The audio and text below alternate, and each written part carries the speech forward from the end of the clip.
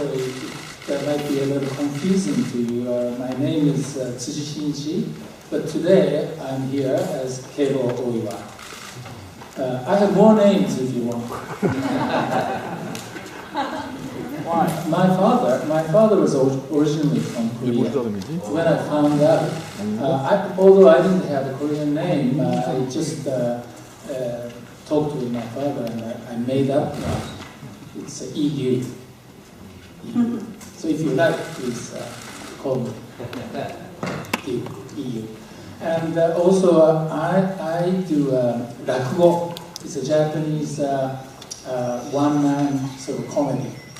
You know, instead of standing up like in the West, we sit down and do this comical talk.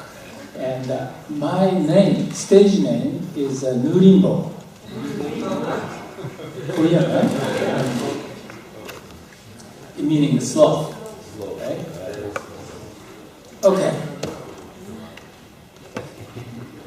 We are living in the age of crisis.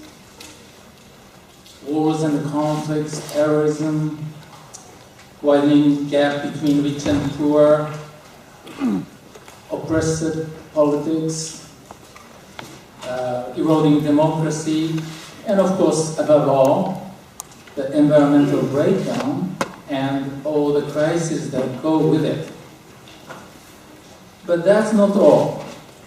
We are faced with the social, mental, and spiritual illnesses that are so common in the so-called developed countries, like including Japan and Korea.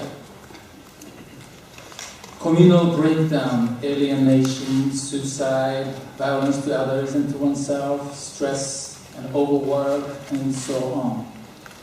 I believe that the roots of all these problems are intertwined. In Japan, on top of all that, is a crisis continuing since the nuclear disaster in Fukushima after March 11, 2011.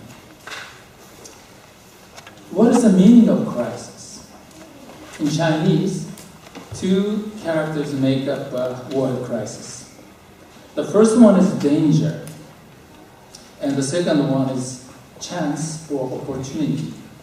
So crisis can mean dangerous time and time for opportunities at the same time. Albert Einstein once said, problems cannot be solved with the same mindset that created them in the first place. I'll say it again.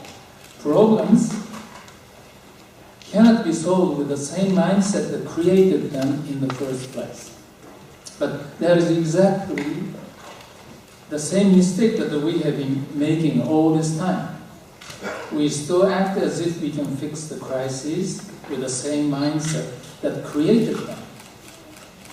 So what is the mindset? To address this question, I would first focus on the two words, two concepts, progress and wealth. The two notions that are so central to our time. The environmental crisis is one of the strange things. Human beings, who are supposed to be the most intellectual being ever existed in the planetary history, have steadily been destroying the only home known to them, the Earth. We are strangling not only our own, but the future generations' basis for life. How is this possible? There must be a good reason for it. Something very strong or attractive is at work, driving us to this direction. One way to answer this question is to look at the notions of progress and wealth. We somehow felt that the progress is worth everything, worth even the whole earth, and even more. Progress is epitomized by science and technology. But why progress? What does it bring us? Not that many of us have a clear answer on this, but one common answer is wealth. Then again, a difficult question comes up. Why wealth? What does it bring us? These are very basic questions, but I believe that we now have come to a time when we really have to re-question and find an answer. The economists and the other experts, economists are supposed to be the experts on wealth. But they never give us answers. Why? Because without even defining what it is, they say how to attain wealth is their concern and nothing else. Politicians and economists are never willing to listen to the wake-up call sent by concerned scientists and environmental activists. The excuse they make has been always simple. Dealing with environmental problems would have negative impacts on the economy. Many have argued that an environmental destruction was inevitable and even necessary for economic progress or economic growth. Some even argued that economic growth is required to solve environmental problems. These ideas still seem prevalent everywhere. It is true that countries like Japan and Korea have been quite successful in the race over technological progress and economic growth. But what is the reality of the wealthy societies today? There was a time when people could naively believe that technological progress and wealth making are not only morally acceptable and desirable, but also imperative, as it would be good not only for oneself, but for the rest of the world. However, we are now living in the age of disillusionment. We now know that the economy and technology, often causing serious problems and requiring an immense sacrifice, have grown too fast and too big for the entire humanity and ecosystem to bear. Progress and wealth are no longer proportionate to well-being. Mahatma Gandhi once said, "The world has always enough for everyone's needs, but never for anybody's greed."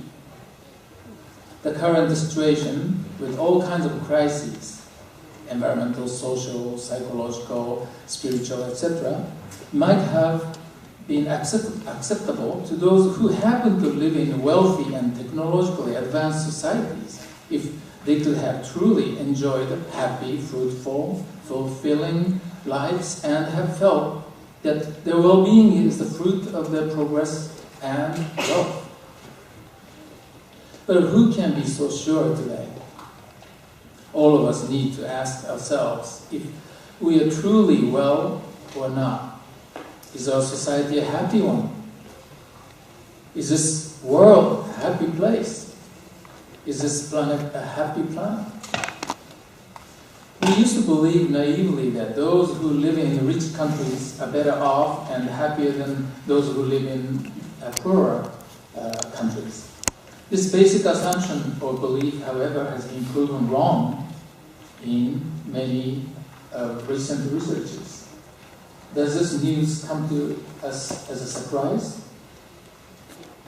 You may remember this quote from the Bible. "It is easier for a camel to enter a needle's eye than a rich man." Shiawase is the Japanese term for happiness or well-being. Originally signifies togetherness and relatedness. And I believe it is an expression of an old cultural worldview that everything is related and that our well-being depends on the harmonious relationship among things around us. I believe that in Korea too, this has been the traditional worldview. Contrasted with a modern individualistic, egocentric, and competitive notion of the pursuit of happiness. The voice of such ancient wisdom echoes throughout the 20th century and to the present time. It was a century ago that Mahatma Gandhi started to criticize the ideology of economic growth and technological advance.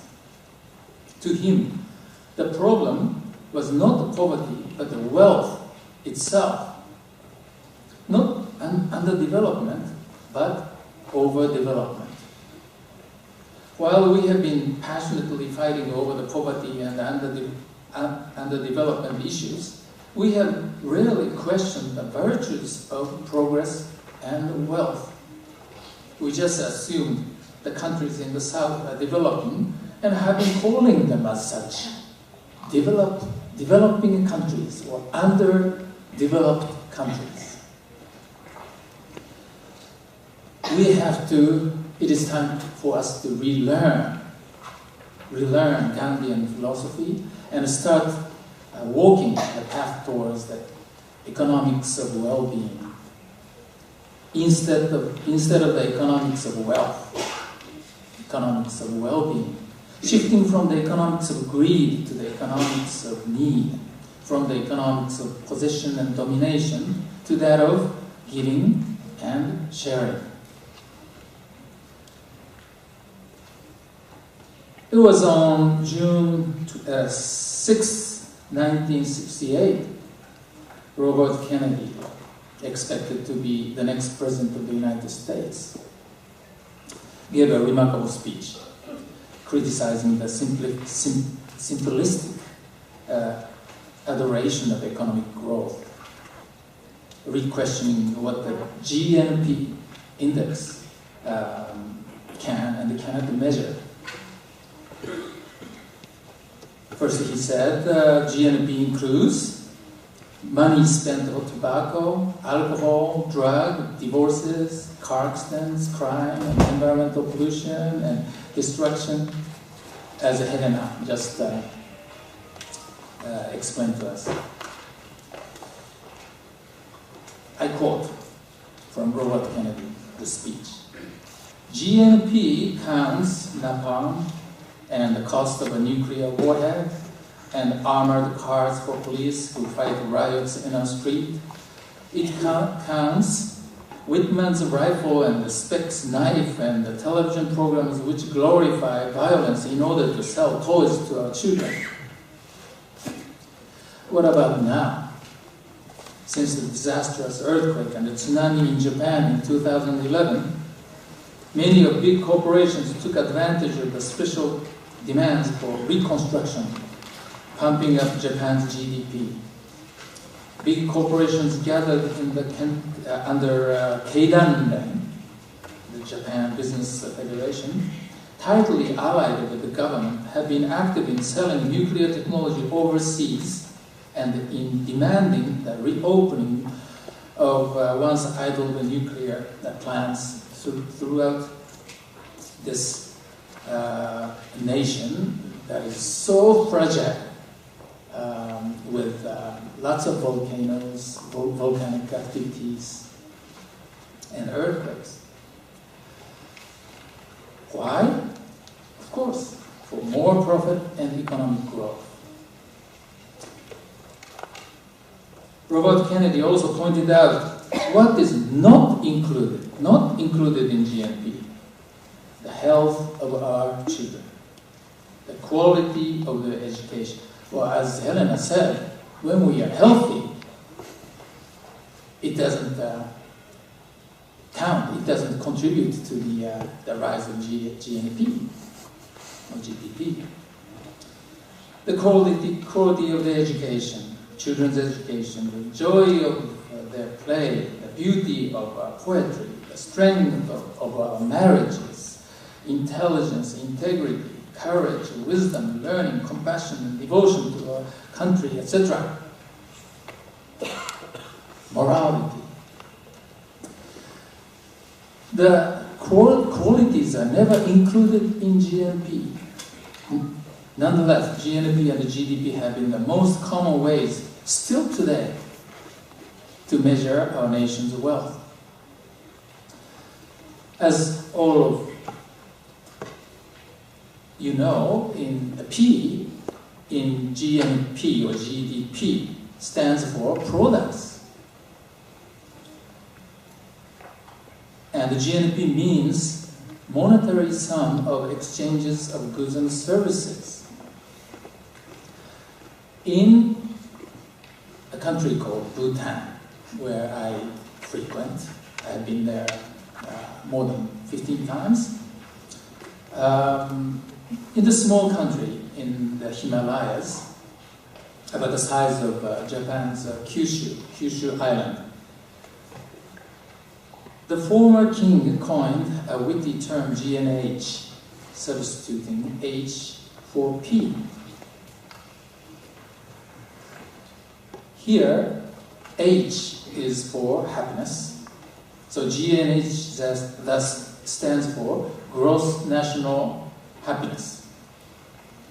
It was in the late 1970s that the young king said in an interview with I guess an Indian journalist,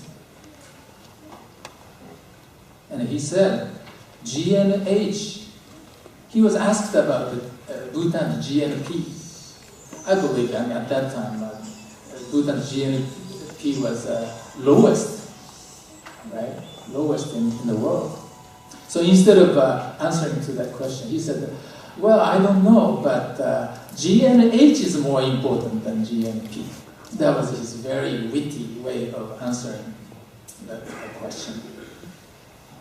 The people of Bhutan, it might have been meant as a joke, but people took it quite seriously. They have been trying to put it into practice ever since. The first constitution of Bhutan that was put into effect in 2008 includes the word, the concept of GNH as its one of the main governing principles. Is this me? No. The Section 2 of Article 9 of the Bhutanese Constitution declares, the state shall strive to promote those conditions that will enable the pursuit of gross national happiness. You can find the Buddhist worldview and philosophy as the background of this idea. In recent years, GNH started to attract the attention of the world, and it has come to represent a challenge against the ideology of economic growth that had not only dominated the mainstream economics, but captivated the hearts and minds of people all around the world.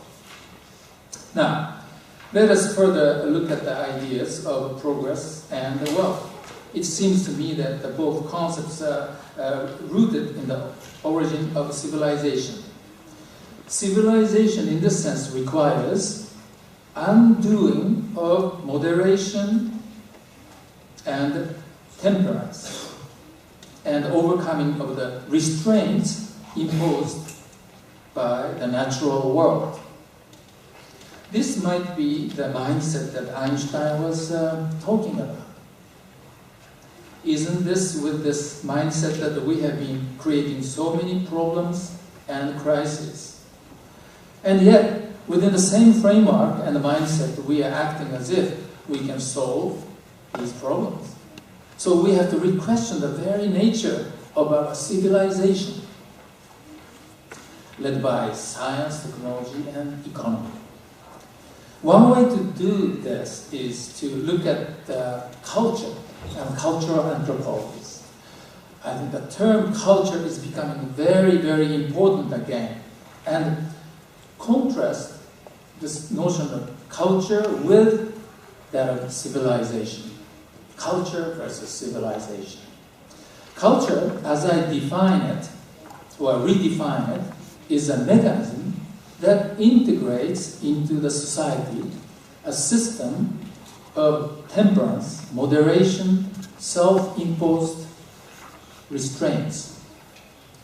This should not be surprising to many of you who you are familiar with ancient philosophies from the Stoic school of Greece to Buddhism and Taoism and so on. Unlike civilization, culture by definition is three things at the same time: local, communal, and ecological. And within those limits, it always works toward a stationary state where everything is just enough and well. Pace, scale, and size that are just enough and well. Culture, as a result, is essentially three things at the same time: slow, small, and simple. This is where the notion of slow life comes in. A slow life, by definition, is a local, communal, and ecological life. It is an intellectual, practical, and spiritual pursuit towards a new lifestyle that goes beyond the global economic mindset. Remember that the idea of eternal growth is an oxymoron.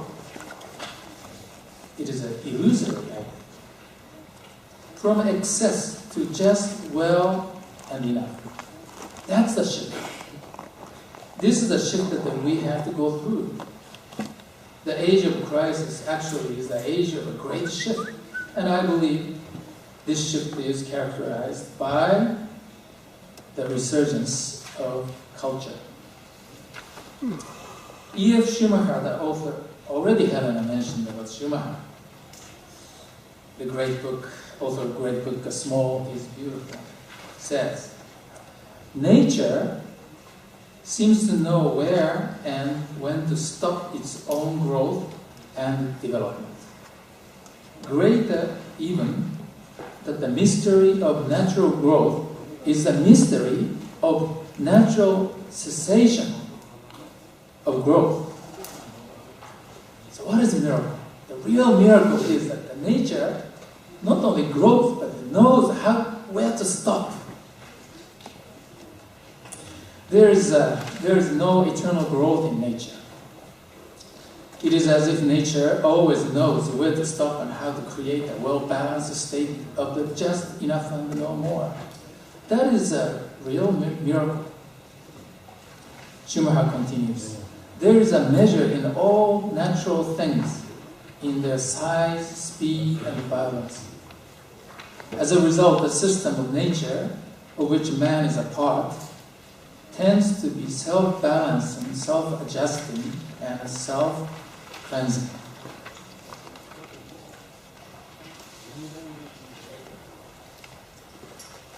In contrast, as Schumacher says, modern civilization steps out of these laws of nature.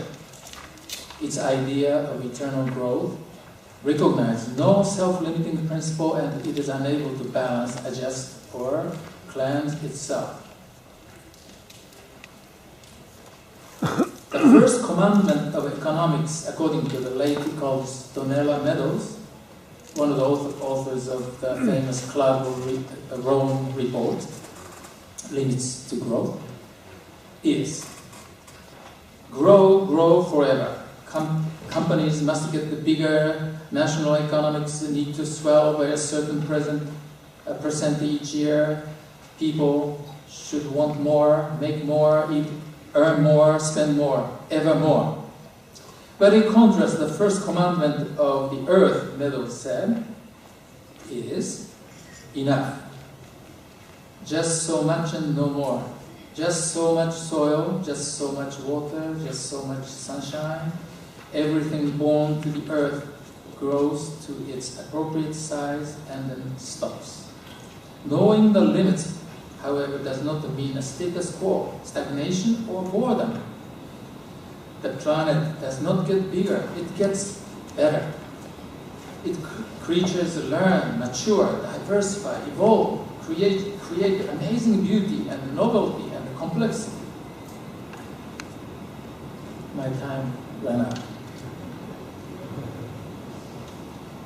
But live within absolute limits. The rest of my paper can be read, you can read in the brochure.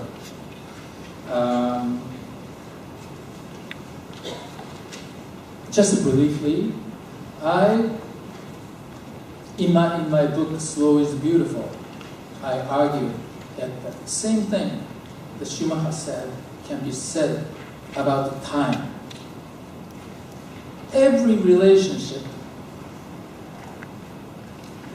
has its appropriate time. So when everything has to get faster and faster, like today, we are actually destroying relationships.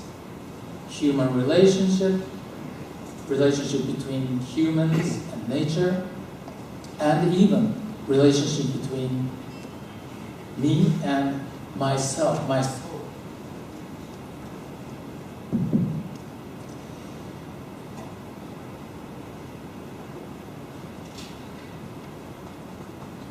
To be a sloth, is to subtract. Didn't we all learn not only addition but subtraction in the elementary school? What happened to it? We then must relearn slowing down, scaling down, downshifting, simplifying, shorten the distance between products, the distance products travel, and get local, go local. It is a challenge to relearn how to do less and be more. This is the Taoist teaching of Wu Wei, or non-doing. It is only through subtraction that we turn away from the clutter of doing, and we will be human beings again, instead of human doings that we are today. The real wisdom, I think, as philosophers since ancient times teach us, is to know where we have just enough and well. I want to think that this gathering is a call for a radical shift from the big to the small, fast to the slow, excess to the simple, global to local, and from the pursuit of materialistic wealth to that of spiritual and creative richness. Thank you very much.